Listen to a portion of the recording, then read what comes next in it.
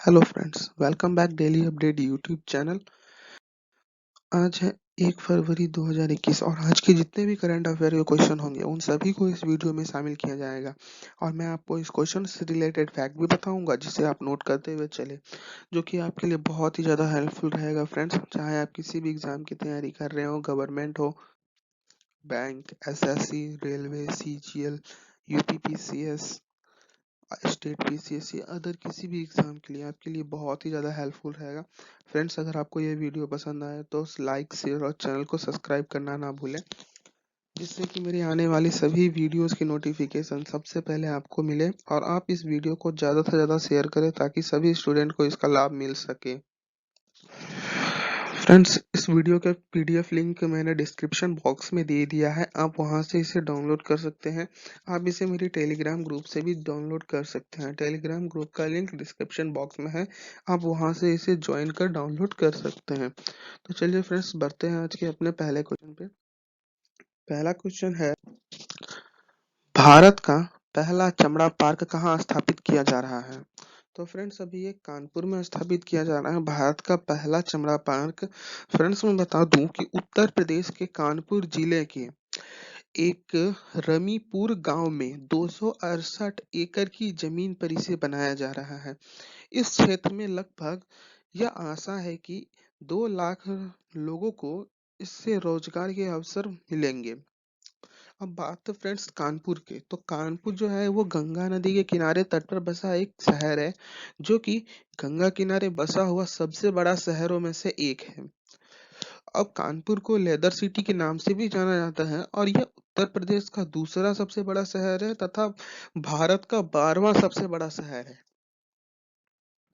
अब बात है फ्रेंड्स उत्तर प्रदेश की, तो उत्तर प्रदेश के मुख्यमंत्री हैं योगी आदित्यनाथ जी, राज्यपाल हैं आनंदीबेन पटेल, और इन्हें अभी मध्य प्रदेश का राज्यपाल की भी नियुक्त किया गया है। अब उत्तर प्रदेश में जिले हैं 75, लोकसभा सीटें हैं 80, राज्यसभा की सीट है 31, विधानसभा सीट है 404, राजधानी है इसकी लखनऊ, जिसे नवाबों का शहर भी कहा जाता है। और राष्ट्रीय उद्यान में एक प्रमुख राष्ट्रीय उद्यान है दुधवा राष्ट्रीय नेशनल पार्क। अब राजकीय पशु की बात करें तो वो है बारहसिंघा, पक्षी है सारस और राजकीय पेड़ है अशोक। और फ्रेंड्स, आपको ये बता दूं कि भारत का सबसे बड़ा एवं सबसे सुंदर फिल्म सिटी जो है वो उत्तर प्रदेश में ही अभी बनाया जा रहा है। और एशिया का सबसे बड़ा एयरपोर्ट वो भी उत्तर प्रदेश के नोएडा में ही बनाया जा रहा है। ठीक है फ्रेंड, तो इस क्वेश्चन का सही आंसर होगा option number A, Kanpur. Next question देखते हैं। नेक्स्ट क्वेश्चन है, शिक्षा मंत्रालय ने हाल ही में स्कूली शिक्षा को बेहतर बनाने के लिए किसके साथ समझौता किया है?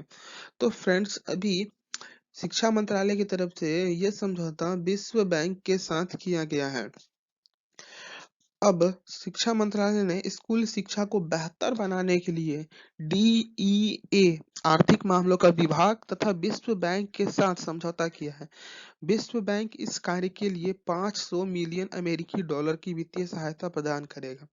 इसी के साथ सरकार ने यह फैसला लिया है कि वह हिमाचल प्रदेश, केरल, मध्य प्रदेश, महाराष्ट्र, ओडिशा और राजस्थान में स्टार्स परियोजना को लागू करेगी। अब फ्रेंड्स, बात है स्टार्स परियोजना की, तो स्टार्स परियोजना होती है strengthening teaching learning and results for states program. अब अगर बात करें विश्व बैंक, तो यह दुनिया का सबसे बड़ा वित्त प्रदाताओं बैंकों में से एक है। इस संस्था का लक्ष्य है गरीबी को समाप्त करना, अर्थात जितने भी गरीब देश हैं उन सभी को सहायता देकर वहां की गरीबी को समाप्त कर देना। इसकी स्थापना फ्रेंड्स 1944 में हुई थी और इसका मुख्यालय वाशिंगटन डीसी में है। इसमें अभी वर्तमान सदस्य देश की बात करें तो वो 189 सदस्य देश हैं और इसके अध्यक्ष जो है वो डेविड मालपास जी हैं। तो इस क्वेश्चन का सही आंसर होगा ऑप्शन नंबर बी, विश्व बैंक। नेक्स्ट क्वेश्चन देखते हैं। नेक्स्ट क्वेश्चन है, हाल ही में उप सेना प्रमुख का पद किसे दिया गया है? तो फ्रेंड्स, अभी एक घोषणा की गई है जिसमें उप सेना का जो प्रमुख का पद होता है वो लेफ्टिनेंट जनरल चंडी प्रसाद मोहंती जी को दी गई है। अब फ्रेंड्स, ये जो उनको कार्यभार सौंपा जाएगा वो 1 फरवरी 2021 से सौंप दिया जाएगा। इनसे पहले इनके स्थान पर लेफ्टिनेंट जनरल एस के सैनी जी थे, जो कि जनरल चंडी प्रसाद मोहंती इनका स्थान लेंगे। ठीक है फ्रेंड्स। और यह 31 जनवरी को रिटायर हो जाएंगे, ये 31 जनवरी को रिटायर हो जाएंगे। और मैं फ्रेंड्स बता दूं कि अभी जो है जनरल चंडी प्रसाद मोहंती वर्तमान में दक्षिणी सेना कमांडर के रूप में कार्य कर रहे थे। अब नेक्स्ट क्वेश्चन देखते हैं। नेक्स्ट क्वेश्चन है, आर्थिक सर्वेक्षण में 2020-21 में वित्त वर्ष 2020-21 के लिए भारत की जीडीपी वृद्धि दर कितने परसेंट रहने का अनुमान लगाया है? तो फ्रेंड्स अभी जो है आर्थिक सर्वेक्षण 2020-21 में ये कहा गया है कि भारत की जीडीपी वृद्धि दर 2021-22 में 11% रहेगी, और जो नॉमिनल जीडीपी होती है वो 15.4% रहेगी, जो कि आजादी के बाद सबसे ज्यादा रहेगा। और इस आर्थिक सर्वेक्षण को निर्मला सीतारमन जी ने केंद्रीय वित्त मंत्री हैं, जो कि उन्होंने संसद में पेश किया है। और फ्रेंड्स इस बार मैं आपको बता दूं कि इस बार का जो बजट होगा वो पूर्ण रूप से डिजिटल होगा, जो कि स्वतंत्रता के बाद पहला ऐसा होगा जब बजट पेपरलेस पेश किया जाएगा। तो इस क्वेश्चन का सही आंसर होगा 11%। नेक्स्ट क्वेश्चन देखते हैं। नेक्स्ट क्वेश्चन है, पर्यावरण मंत्रालय के द्वारा किस जीव को संरक्षण प्रदान करने के लिए एक राष्ट्रीय कार्य योजना की शुरुआत की हुई गई है? तो फ्रेंड्स अभी जो है यह योजना समुद्री कछुआ के लिए लागू किया गया है। पर्यावरण, वन और जलवायु परिवर्तन मंत्रालय ने हाल ही में मैरीन मेगाफौना स्टैंडिंग गाइडलाइंस और national marine rule action plan जारी किया है, जिससे कि समुद्री कछुओं में प्रजातियों को संरक्षण देने की बात कही है, और इनके जो संख्या में निरंतर कमी आ रही है उसे बढ़ाने के लिए कार्य किया जाएगा। ठीक है फ्रेंड्स, तो इस क्वेश्चन का सही आंसर हो जाएगा समुद्री कछुआ। अब नेक्स्ट क्वेश्चन देखते हैं। तो नेक्स्ट क्वेश्चन है, आयुष्मान भारत प्रधानमंत्री जन आरोग्य योजना के नए सीईओ के रूप में कौन कार्य संभालेंगे? तो फ्रेंड्स अभी जो है ये RS शर्मा जी को नियुक्त किया गया है, जो कि ये इससे पहले ट्राई के अध्यक्ष के रूप में कार्य कर चुके हैं। अब RS शर्मा जी के स्थान पे इनसे पहले कौन था? तो फ्रेंड्स मैं आपको बता दूं कि इनसे पहले इंदु भूषण जी थे, जो कि आयुष्मान भारत प्रधानमंत्री जन आरोग्य योजना के सीईओ के रूप में कार्य संभाल रहे थे, परंतु अब इन्हें RS शर्मा का कार्य दे दिया गया है। तो फिर इस क्वेश्चन का सही आंसर होगा option number A RS Sharma. अब फ्रेंड्स बात है आयुष्मान भारत योजना की, तो आयुष्मान भारत एक प्रधानमंत्री की तरफ से चलाया जा रहा योजना है, और इसकी शुरुआत जो है वो 2018 में की गई थी फ्रेंड्स। तो इस क्वेश्चन का सही आंसर होगा ए RS शर्मा। अब नेक्स्ट क्वेश्चन देखते हैं। नेक्स्ट क्वेश्चन है, देश में किस राज्य के पास सबसे ज्यादा GI टैग है? तो फ्रेंड्स मैं आपको बता दूं कि देश में सबसे ज्यादा GI टैग जो है वो कर्नाटक के पास है। यह इसके 42 उत्पादकों पर इसे GI टैग प्राप्त है।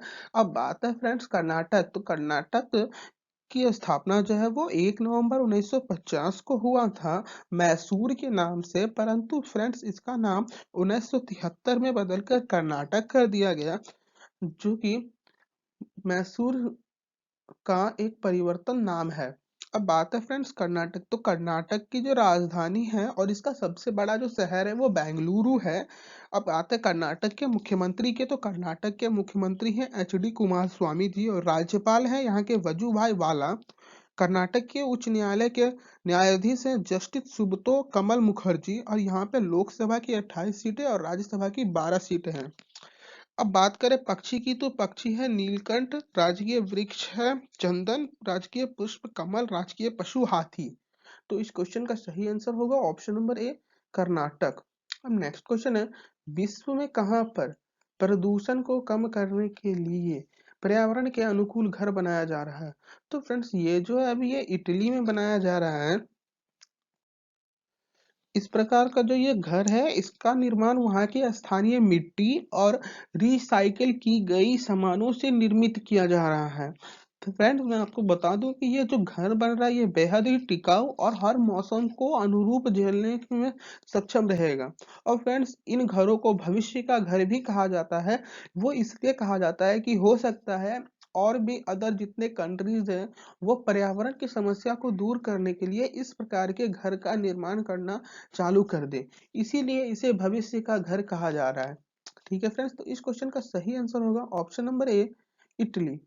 नेक्स्ट क्वेश्चन देखते हैं कि भारतीय विधि संस्था की स्थापना कहाँ की जाएगी। तो फ्रेंड्स अभी जो है ये भारतीय विधि संस्था की स्थापना जो है वो भुवनेश्वर में की जाएगी।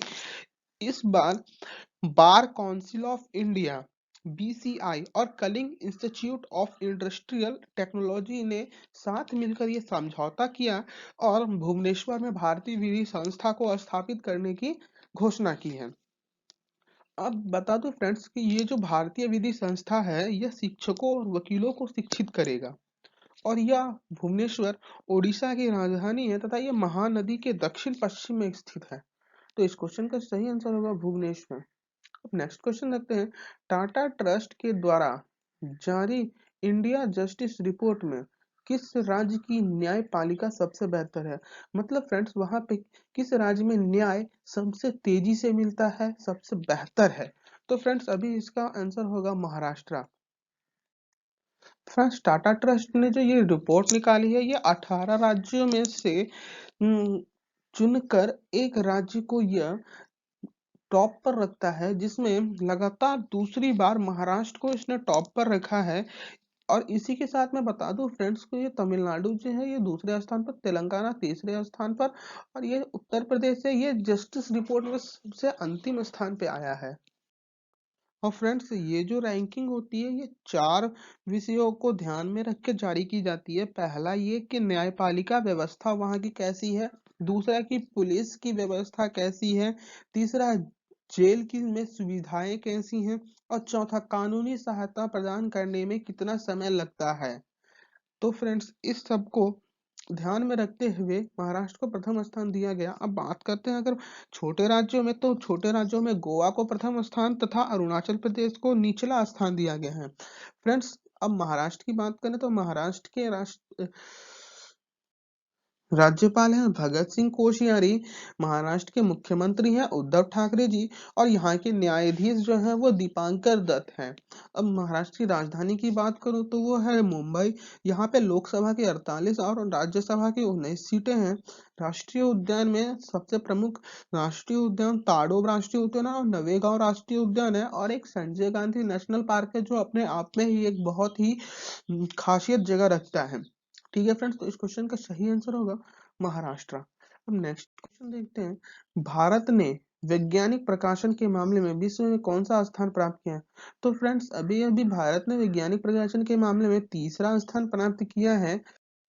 इस रिपोर्ट का खुलासा विज्ञान और प्रौद्योगिकी विभाग के मंत्रालय ने किया है। उन्होंने कहा है कि 1,35,788 वैज्ञानिक लेख के साथ भारत इस बार तीसरे स्थान पर है। अब फ्रेंड्स बात करें पहले और दूसरे स्थान की, तो पहले स्थान पे चीन है और दूसरे स्थान पे अमेरिका है। अब बात अगर करें वैज्ञानिक मामलों की, विभागों की, तो अभी मैं बता दूं आपको कि वहाँ के केंद्रीय मंत्री हैं हर्षवर्धन जी और इसका मुख्यालय है नई दिल्ली में। ठीक है फ्रेंड्स, इस क्वेश्चन का सही आंसर होगा तीसरा स्थान। नेक्स्ट क्वेश्चन है कि हाल ही में जारी भ्रष्टाचार इंडेक्स में भारत को कौन सा स्थान प्राप्त है। तो फ्रेंड्स अभी हाल ट्रांसपेरेंसी इंटरनेशनल के द्वारा एक रिपोर्ट जारी की है जिसमें उन्होंने बताया कि भारत को 86वां स्थान मिला है, यह 180 देश की रैंकों में मिला है। यह रिपोर्ट वर्ष 2020 के लिए प्रकाशन किया गया है। इस रिपोर्ट में भारत को 40 स्कोर मिला है जिसी के साथ वह 86वें स्थान पर है, जो कि इस बार भारत की रैंकिंग पिछले 2019 के वर्ष के अनुसार 6 पायदान नीचे गिर गई है। 2019 में 41 स्कोर था जिसी के साथ वो 80वें स्थान पर था। ठीक है फ्रेंड्स, अब अगर हम बात करें प्रथम स्थान पे, तो प्रथम स्थान पे दो देश हैं, एक पहला है डेनमार्क और न्यूजीलैंड। ये दोनों ही 88 स्कोर के साथ प्रथम स्थान पर हैं। परंतु इससे पहले 2019 में मैं आपको बता दूं कि केवल डेनमार्क 88 स्कोर के साथ पहले स्थान पे था। इस क्वेश्चन का सही आंसर होगा तीसरा स्थान, ओ सॉरी 86। नेक्स्ट क्वेश्चन देखते हैं। नेक्स्ट क्वेश्चन है, नेपाल के पन बिजली परियोजना को पूरा करने का कार्य भारत के किस जल विद्युत निगम को मिला है। तो फ्रेंड्स अभी जो ये सतलज जल विद्युत परियोजना को दिया गया है नेपाल में पनबिजली परियोजना को पूरा करने के लिए। फ्रेंड्स मैं आपको बता दूं, नेपाल की 679 मेगावाट क्षमता की लोअर अरुण पनबिजली परियोजना को पूरा करने का कार्य भारत के सतलज जल विद्युत निगम को मिला है। यह फैसला जो है वो नेपाल के प्रधानमंत्री केपी शर्मा ओली की अध्यक्षता में लिया गया है। तो इस क्वेश्चन का सही आंसर होगा सतलज जल विद्युत निगम। अब नेक्स्ट क्वेश्चन है, किस देश की सरकार ने सार्वजनिक वाहन में यात्रा करने वालों के लिए मास्क पहनना अनिवार्य कर दिया है? तो फ्रेंड्स ये जो है अभी अमेरिका देश ने किया है। अमेरिका की सरकार ने कोविड 19 वायरस की रोकथाम करने के लिए अमेरिका में रोग नियंत्रण और रोकथाम केंद्र ने यह आदेश जारी किए हैं कि अब सोमवार से सभी सार्वजनिक वाहनों में यात्रा करने वालों को मास्क पहनना अनिवार्य है और यह जो है वो 1 फरवरी से लागू हो जाएगा। फ्रेंड्स मैं आपको बता दूं, यह जो फैसला लिया गया है यह राष्ट्रपति जो बाइडेन के कोविड 19 की रोकथाम के उपाय करने के आदेश के बाद लागू किया गया है। तो इस क्वेश्चन का सही आंसर होगा अमेरिका। अब नेक्स्ट क्वेश्चन देखते हैं। तो नेक्स्ट क्वेश्चन है, भारत में 1 फरवरी को किस केंद्र शासित प्रदेश या राज्य में आदि महोत्सव का शुरुआत किया जाएगा? तो फ्रेंड्स ये जो है अभी नई दिल्ली में शुरुआत किया जाने वाला है आदि महोत्सव का। इसमें इसमें उपराष्ट्रपति जी नई दिल्ली में दिल्ली हाट में राष्ट्रीय जनजातीय समारोह आदि महोत्सव का उद्घाटन करेंगे। फ्रेंड्स ये महोत्सव जो है वो 1 फरवरी 2021 से लेके 15 फरवरी 2021 तक चलेगा। इस वार्षिक महोत्सव की शुरुआत फ्रेंड 2017 में की गई थी। अब बात करें फ्रेंड्स हम आदि महोत्सव मनाते क्यों हैं, तो फ्रेंड्स मैं आपको बता दूं कि वो लोगों को जनजातीय समुदाय की संस्कृति तथा उनकी रहन सहन, उनकी शिल्पगत कला से विधिवत परिचित कराने के लिए की जाती है। तो इस क्वेश्चन का सही आंसर कौन होगा? नई दिल्ली। अब नेक्स्ट क्वेश्चन है, अल्ट्रावायलेट किरणों से सैनिटाइज करने वाले देश की पहली मेट्रो कौन बनी है? तो फ्रेंड्स ये जो अभी लखनऊ मेट्रो ने ऐसा कर दिखाया है और इसी के साथ साथ वो देश की पहली मेट्रो रेल बनी है जिसने अल्ट्रावायलेट किरणों से सैनिटाइज करने की एक अनोखी पहल की शुरुआत की है। लखनऊ मेट्रो को फ्रेंड्स तो इसकी प्रेरणा मिली है वो न्यूयॉर्क मेट्रो से मिली है। इन किरणों से फ्रेंड्स जो है वो आधे घंटे से भी कम समय में मेट्रो के एक रेल के एक डब्बे को सैनिटाइज किया जा सकता है। और फ्रेंड्स मैं आपको बता दूं, इस प्रकार के पहल से जो सैनिटाइज करने में लागत आती थी उसमें 40% तक की कमी आ जाएगी और इसमें समय की भी बचत होगी। अब बात है फ्रेंड्स लखनऊ मेट्रो की। तो लखनऊ मेट्रो जो है वे उत्तर प्रदेश मेट्रो रेलवे का ही एक भाग है। अब बात है फ्रेंड्स उत्तर प्रदेश की। तो उत्तर प्रदेश के बारे में हम पिछले क्वेश्चन में बात कर चुके हैं। तो बढ़ते हैं अपने अगले क्वेश्चन के साथ। अगला क्वेश्चन है और नेक्स्ट क्वेश्चन हमारा लास्ट का आज क्वेश्चन जो है वो भारतीय तटरक्षक बल का अपना 45वां स्थापना दिवस कब मनाएगा? फ्रेंड्स ये जो है ये 1 फरवरी को मनाया जाएगा इनका 45वां स्थापना दिवस। और फ्रेंड्स इसकी जो स्थापना हुई है वो 1 फरवरी 1977 को की गई है। और फ्रेंड्स इसी के साथ मैं आपको बता दूं कि भारतीय तटरक्षक बल विश्व में चौथा सबसे बड़ा तटरक्षक बल है जिसने अपनी शुरुआत केवल 1978 में 7 जमीनी प्लेटफॉर्म के साथ की थी। अब इनके पास 156 पोत और 62 विमान है और 2025 तक इसका लक्ष्य 200 जमीनी प्लेटफॉर्म तक हासिल करना है।